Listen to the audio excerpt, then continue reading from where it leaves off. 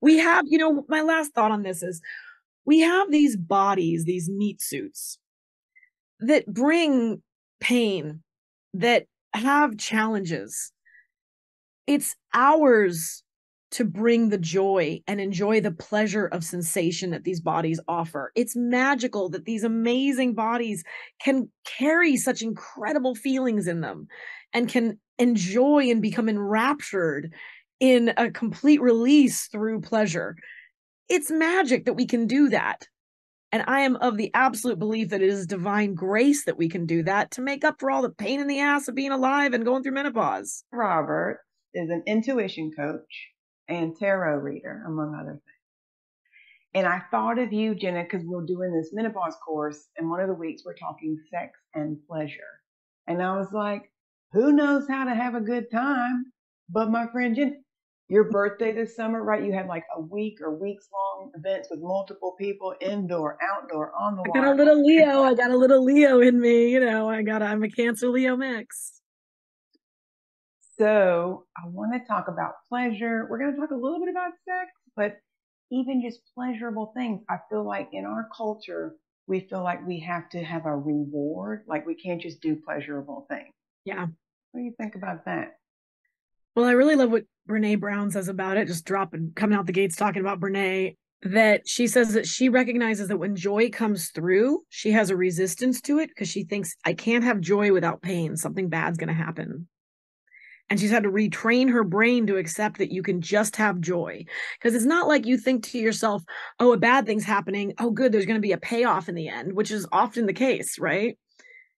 But we do the flip of that where we're like, no, no, no, I can't. And also, another thing that one of my good friends said recently is she said, women in our culture are raised to be codependent. And codependent means we put everyone else's needs, everyone else's pleasure ahead of our own. And I think a major factor of menopause that a lot of elder women who I'm friends with have said is that they stopped caring so much about what other people thought, making sure everybody else was taken care of, and they started taking care of themselves. And I think that pleasure can be about the community pleasure, but a big factor of it is you recognizing your right to it, that you have a right to create happiness for yourself. You have a right to bring in the things that bring you joy. And it is a privilege in some cases, but it's also a right to you. For you to choose that is a right. I love it. It's a privilege to get it and enjoy it, I guess, sometimes, because life is hard. But I think that's what a lot of my ladies are finding. I've got a lot of clients my age and older. Maybe the kids have graduated high school. They're looking at retirement in the next 5 to 10 years. So they now have a chunk of free time, a chunk of time to spend on themselves, which can be amazing and it can be terrifying. It can be like, I spend all this time doing for others, taking care of others, focusing on my career. What happens now that I've got this availability to take care of myself and do for myself? yeah, yeah. If they have that, that's luxurious. And I think that caretaking people is sometimes what's easiest for women. There's a beautiful documentary. My self-care is often movies. There's a beautiful documentary called She's Beautiful When She's Angry. And it's about feminism uprising in the 60s for women in America. And the thing that impressed me about it was all these women started getting together and talking about what was going on for them. And Sheila had her own problems, let's say. Donna had her own problems, and they were struggling to care enough to go preach on the street and protest about their problems. But Donna cared about Sheila's problems and was willing to get on the street to protest for her and caretake her. And Sheila was willing to get on the street for Donna's problems, right? So women have a natural caretaking ability. And so remember that when you're trying to take care of your own needs, you're teaching all the young girls around you to do it. You're doing it for the collective women. If you need that inspiration to take care of yourself, remember you're doing it for other women too, that you're showing them how it's done. This is what I tell my ladies, like if they're taking an hour out of their day to come to the Pilates class or to come to one of our events, you are showing you're not doing something awful to your children. You're showing your children, mom needs some downtime. Mom needs to go do this thing for myself right now. You're modeling this behavior so that becomes the norm for your kids. Taking time for yourself, healthy boundaries, taking care of your physical health, mental health. Kids do what they're witnessing far more than what they're told, right? They're mirrors. And so how can you have to acknowledge that you can talk all day about feminist ideology, but the kid's going to do what they see is happening. And if you're behaving well by taking care of yourself, the kids will learn to take care of themselves too. So when we think pleasure, often a treat, especially as adults, is booze or food. Yeah, the whole I hate so I my best friend and I, she's a completely different person than me. We were laughing about this meme the other day of a dolphin and a cow swimming together, and it was saying like, when your best friend is so different from you, but you still fly together, like, and she's a Navy mom, I'm a hippie tarot reader, and and we both agree we don't like wine o'clock. We don't like this whole mommy needs her wine thing. It's just not, if that's your pleasure center, fine, but you have to also recognize that pleasure is a long-term goal too. And you have your wines, you drink your bottle, and then you feel like crap the next day. Was that really a pleasure center? You know, Having a glass of wine, I'm not judging anything either, but it's just a matter of like this, what society told you is your pleasure centers is based in what they can make money on. And so really ask yourself, is that really what brings me joy? Or is that just what I've been told is, oh, I need a bath and a glass of wine. Who has time for a bath? I'll just have the wine. Like I just think that watch out for the infiltrators of your pleasure being people who are trying to sell you something. Okay, so tub bath. I take a tub bath like once or twice a week. I would do one every Good night if I job. could. Wow, that's impressive. I need to be taking a page out of your book, And which to is me, pleasure for me. I love it. right, that's a way to like. When we were looking for this house, I did not. Eric wanted a shower stall, and I was like, I need a tub. I need to be able to take a tub bath. Oh, yeah, no question. Have to have a tub. Yeah. So, what are other things that might seem extravagant or luxurious, maybe that don't even cost any money that you do that are pleasurable? Yeah, so nature walks are huge. They've proven that when you are having anxiety, walking just outside your neighborhood, it makes your eyes move in a certain way, very similar to EMDR. It actually creates a calmness in your brain. Nature has a direct impact on creating you want to get your vasovagal nervous system to chill out, you go into nature. So I got Paul Butte not that far in my case. That's an option that feels like deep nature, even though it's kind of in the city. For me, watching movies, I love movies, but then I have to ask myself what kind of movies I'm watching. So if I watch She's Beautiful and She's Angry alone, I might be riled up after and want to talk to someone about it. But if I watch it with a friend, then I have a female friend probably for that one. I can bounce off of it and we can talk and then we get a high off of that. So, if I'm alone, what do I want to watch that's different than if I'm with a group of people? Is a horror film. Women love to watch crime shows. We are, and the first forensic psychologist actually was a woman who, or forensic study was a woman who wasn't allowed in the police force, so she made little tiny dioramas of murder scenes, and that became forensic science. So the mother of forensic science, women love this stuff. Is it best to watch that before you go to bed? Ah, ah, you know. And so I would say, like, consider what you're doing to your nervous system when you're dipping into your television and your movies. Antonia's Line is this decadent European film that's also entertaining. And that's like a pleasure center for me. Like, I'll watch that, I'll laugh, I'll cry. It's all the things.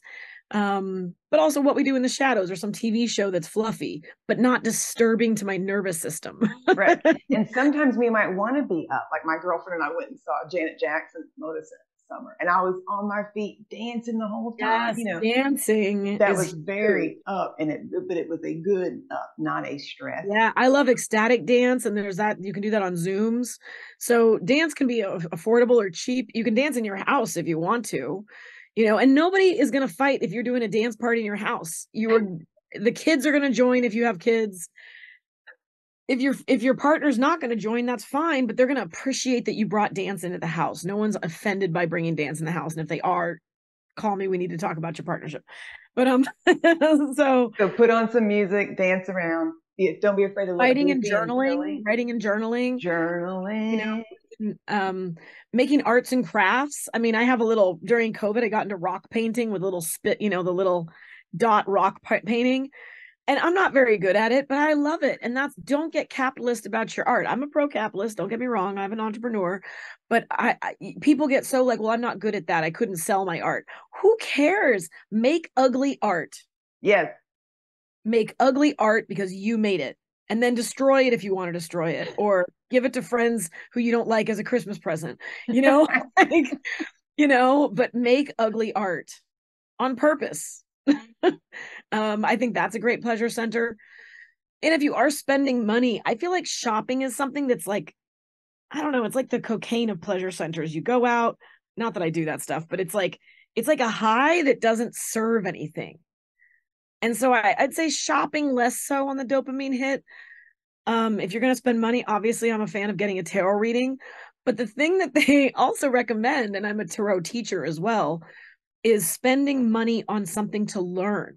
So if you're going to spend your money on something that you want real return on, get that ukulele lesson you've always wanted. Learning something new breaks us out of depression. And during menopause, we're going on a lot of waves. And you've got to make sure that you're getting enough sleep, which is a pleasure source for me. I've been using lavender. It's been very helpful. And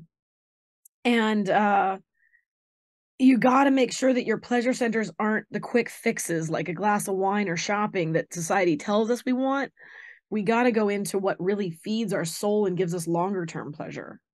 Yes, I love So that idea of buying a lesson, buying a thing, learning, learning and something that new. that neuroplasticity in your brain, creating those little connections, playing a musical instrument, doing that badly. It doesn't matter how it It sounds, doesn't right? matter. I mean, like I still would say people would rather hear some bad music in the house than no music at all.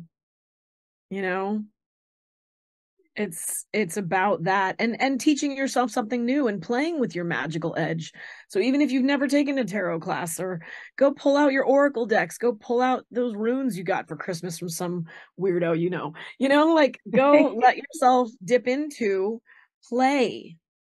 Get a vision board, cut out your magazines, make something fun with it.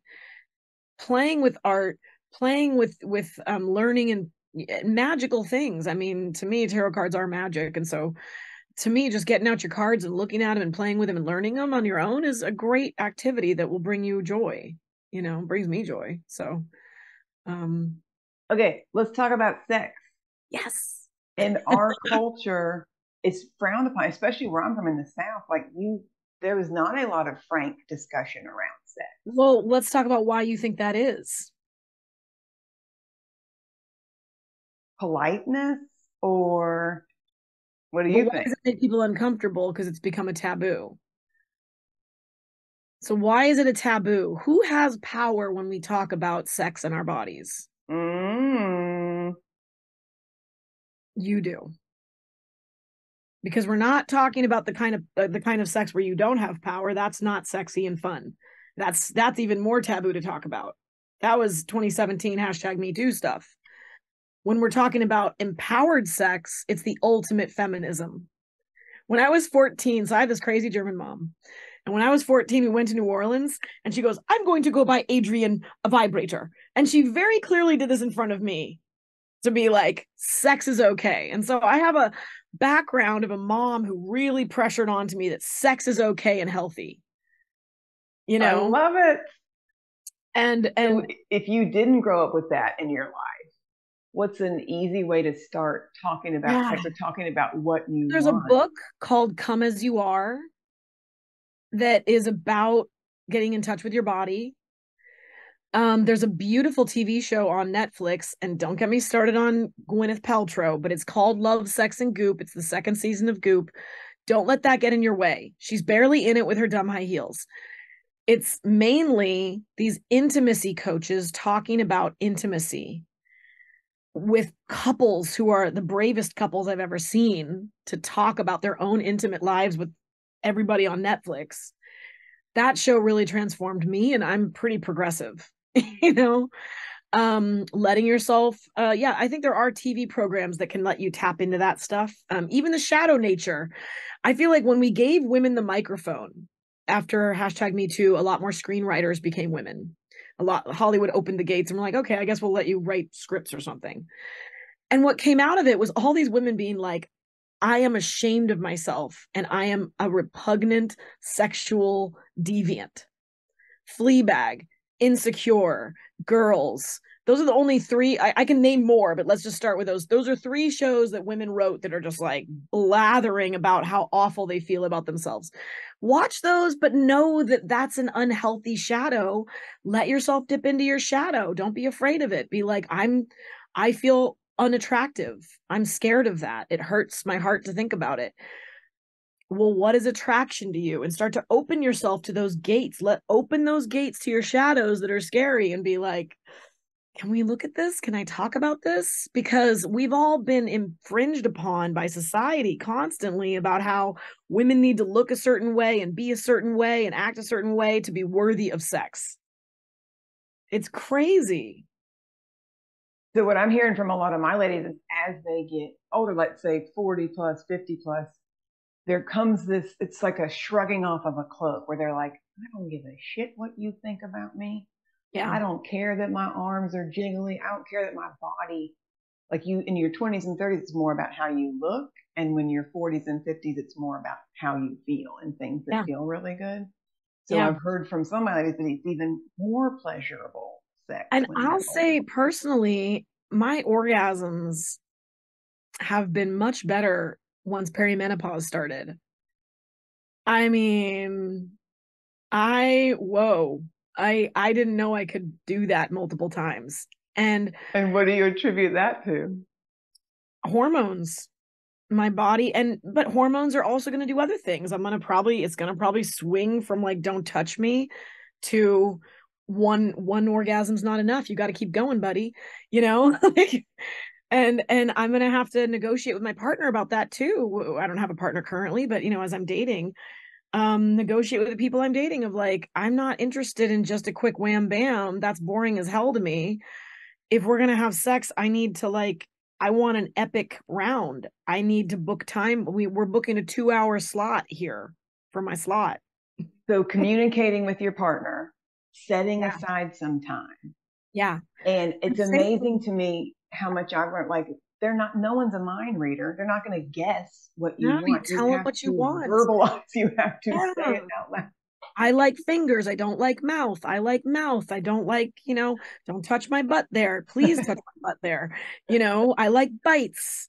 What do you like? What do you not? And let yourself be open and curious to see what you do like that maybe you're not so sure about, you know? Like I've always been curious to try that. And it's embarrassing. Look, I am a forthright person and I can act like I'm the most confident person in the room. But when I get in the bedroom, I get real shy asking for what I want. I get really like, can we try this one thing? You know, like, and I'm probably red, from it. But that vulnerability is part of the thing that the partners I've done that with have been like hot for because they're like, I get to try something with you that scares you. I'm honored, you know? And I think if you can breadcrumb your partner, if you can go do this, try this, they're happy to do it. They're like, yeah, oh yeah, tell me Yeah. what to do. I want to get on this As train with long you. as it doesn't come across as you're telling them what they're doing wrong. So you Right. can say, hey, I love what you do. Can we try something new? That felt really good. It made me think this would be more fun to try out, you I know? love it. So try not the thing about you got to make them feel that they are not messing up from the beginning. And if it's and tell them it's an experiment. So if I'm not, oh, I don't know if I'm liking that after all, and make it but make sure it's not about them messing up. That's not going to help, you know. Your yes Um, and from improv. it's a yes and yeah. And I think that a big part of it has to do with you letting yourself explore what you desire in erotic fiction. So So yeah, part of it's like figuring out what gets your I engine think women are also really into storytelling. And that's why I think erotic fiction's a better choice for us. Because we like story. Story turns us on. Power, play in the story and words turn us on. I think that's just more common. So a group of my ladies had what they called a smutty book club going for a while, where they would they'd sign a book and then they'd get together and have coffee or whatever and talk about That the would be book. fun. And what a great pleasure idea where you can get together with your girlfriends, laugh a lot, talk about what turns you on, get vulnerable with each other. Like, that's a juicy ass idea. I love that. All right. So the reason called you up for this interview is because I got a menopause course starting Tuesday, September 12th. We're going to talk. The last week is sex and pleasure. We're also covering nutrition, protein and produce, walking and weights, and then rest and digest, how to bring yourself down into that parasympathetic state. So I'm going to put a link below on how to sign up for that. Jenna, let's talk about how to get more Jenna time. Tarot readings. Yep. So I do tarot readings. I'm obviously sex positive with that. And I also want to say one more thing I just thought of though is vibrators are cheap from China. Go on wish.com and go get yourself some treats. Yeah. There's a thing called, this is a terrible name company, but Lucy's Dog, I think it's called, is a company that makes really affordable vibrators. Go get yourself some joy Well, and toys. in town we have Shebop. You can literally walk Bebop into the is store great, and but be like, those "I are, need yeah, help. Guide me." yeah, And they'll be yeah. like, "What are you looking for?" And it's They'll female take owned. them out of I'm the pretty sure package. it's female owned. Yeah, it's a great shop. So get yourself some joy toys is the Yes. last thing I want to say on the sex stuff. And now I can say, come in for a tarot reading and talk to me about your joy toys if you want. I'm here for it. I'm an open book. I love, and the beautiful thing about a tarot reading is it's an opportunity for you to get open about things that you may not get open about with other people. I I also love love it. doing events, so you can have an event where you have all your friends listening in on each other's short readings. That's a great bonding creator. It just brings everyone together to hear how you get to hear a quick deep dive into how each of you is doing, and it gives you insight to talk about after. I also I do love intuition it. coaching. So one of the greatest pleasures I've found in life is being able to share my love of practicing intuition every day as a pleasure practice. Intuition study is not about like getting it right and wrong. It's about playing with this inner knowing we have already and learning more about yourself through it. And it's magical. It's wild. It delights me every week. I'm like, wow, that was a weird one. So, yeah, I would love to hear. And also, I teach the cards. So if you've always wanted to learn and step into magic for yourself, come and get tutoring with me. And So you can do that learning about here. yourself, learning how to be more intuitive, and learning how to create pleasure for yourself. Yeah. And becoming aware of the stories you're telling yourself that are holding you back from pleasure. I think that's what tarot can offer the most I because it's love it. about noticing stories we tell. So thanks for having me on here. It's And always a pleasure to visit with I you. hope I didn't blush too much. Nope. Yeah, go out there and twiddle your piddle and have a great day of it. We have, my last thought on this is we have these bodies, these meat suits that bring pain, that have challenges. It's ours to bring the joy and enjoy the pleasure of sensation that these bodies offer. It's magical that these amazing bodies can carry such incredible feelings in them and can enjoy and become enraptured in a complete release through pleasure. It's magic that we can do that. And I am of the absolute belief that it is divine grace that we can do that to make up for all the pain in the ass of being alive and going through menopause. So, it's your Well duty to put. make up for all the challenge by having some fun. All right. I appreciate you. I appreciate you. Thank you.